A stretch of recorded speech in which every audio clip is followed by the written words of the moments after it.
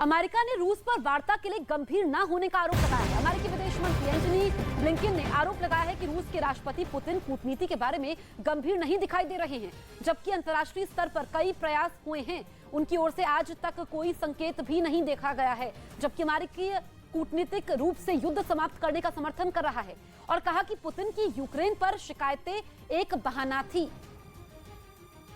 We've seen no sign to date that President Putin is serious about meaningful negotiations.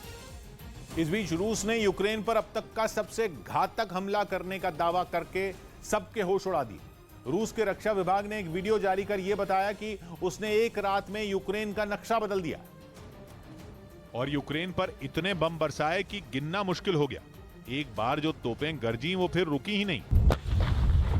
रूस के मुताबिक इस हमले में उसने यूक्रेन के 87 ठिकानों को निशाना बनाया, जिसमें मौजूद तकरीबन 500 सैनिकों को एक रात में मौत की नींद सुला दिया गया। 500 enemy personnel, 59 armored vehicles, artillery mounts and cars were destroyed. रूस का दावा है कि यूक्रेन को इस जबरदस्त हमले में काफी नुकसान झेलना पड़ा। 500 सैनिकों के अलावा उसे कई टैंक, तेल के डिपो और यहां तक कि अपना शक्तिशाली S-300 मिसाइल सिस्टम भी खोना पड़ा। प्रशांत किशोर ने कांग्रेस को झटका दे दिया। प्रशांत किशोर ने कांग्रेस में शामिल होने से इनकार कर दिया। उन्होंने ट्वीट कर यह जानकारी दी। इससे पहले अटकलें थीं कि प्रशांत किशोर कांग्रेस का दामन थाम सकते हैं। देश में अब 6 से 12 साल तक के बच्चों को भी कोरोना वैक्सीन लगाई जाएगी। इसके लिए दवाओं के इस्तेमाल को मंजूरी देने वाली संस्था DGCI ने कोवैक्सिन को मंजूरी दे दी। दिल्ली के भलसवा इलाके में कूड़े के लैंडफिल में भीषण आग लग गई। आग लगने की खबर मिलते ही दमकल की 10 से ज्यादा गाड़ियां वहां पहुंच गईं।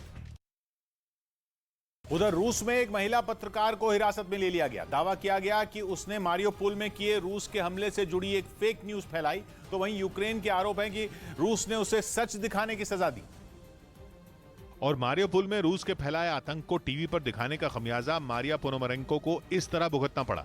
वहीं दूसरी तरफ रूस के मुताबिक इस पत्रकार ने जंग से जुड़ी झूठी खबर फैलाकर रूस की साख पर बट्टा लगाने का काम किया। कानून के मुताबिक रूस में फेक न्यूज फैलाने की सजा 15 साल की जेल है। यही वजह है कि उसे हिरासत में लेकर इस मामले की जांच की जाएगी, जिसके लिए कोर्ट में उसकी अगली पेशी सोमवार को होगी। LIC IPO का प्राइस बैंड तय हो गया है।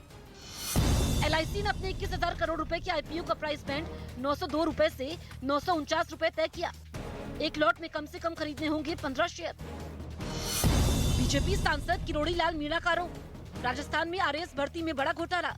कांग्रेस नेताओं ने 40% अभ्यर्थियों को RAS इंटरव्यू में करवाया पास। CBI से जांच की मांग। बीजेपी के पूर्व विधायक चित्तरंजन शर्मा के चाचा की बिहार के जहानाबाद और भाई की मसौड़ी में गोली मारकर हत्या। पुलिस हत्यारों की तलाश में जुटी। उधर रूस और यूक्रेन युद्ध में परमाणु हमले के खतरे से यूरोप के कई देश सहम गए और वहां के लोग ऐसे बंकरों को बनवाने में जुट गए जिन पर परमाणु बमों का कोई असर न हो और परमाणु हमला होने पर वो बेखौफ होकर इन बंकरों में रह सकें।